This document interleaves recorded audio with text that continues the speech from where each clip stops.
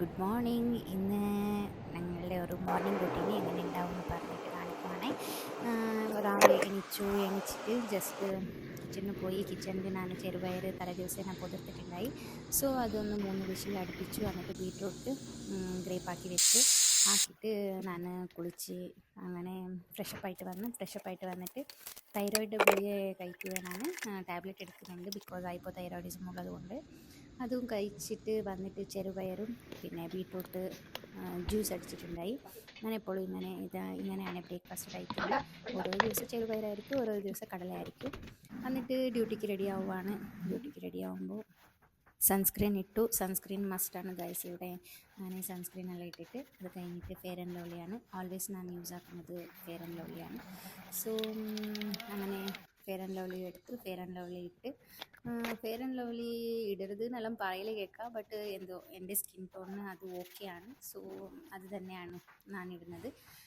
അതെല്ലാം ഇട്ടിട്ട് അങ്ങനെ കണ്ണെല്ലാം എഴുതണം. പിന്നെ പൗഡർ നല്ല ഒരു നമുക്ക് ഒരു ഫൗണ്ടേഷൻ അങ്ങനത്തെ ഇതൊന്നും ഞാൻ യൂസ് ആക്കില്ല. സിമ്പിളായിട്ടാണ് ഞാൻ റെഡി ആവുന്നത്. സോ അങ്ങനെ കണ്ണെല്ലാം എഴുതി പിന്നെ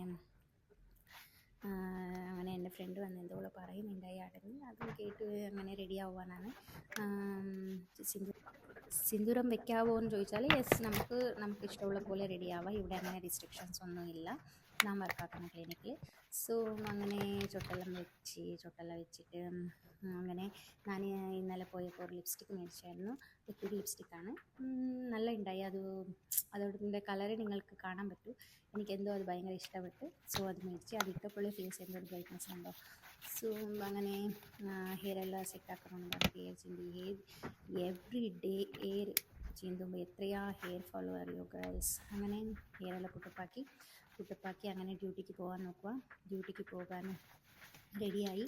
ഇതാണ് ഫൈനൽ ലുക്ക്. യൂണിഫോമെല്ലാം ഇട്ട് സ്ക്രബെല്ലാം ഇട്ട് ടീ എടുത്ത് ID കാർഡെല്ലാം എടുത്ത്.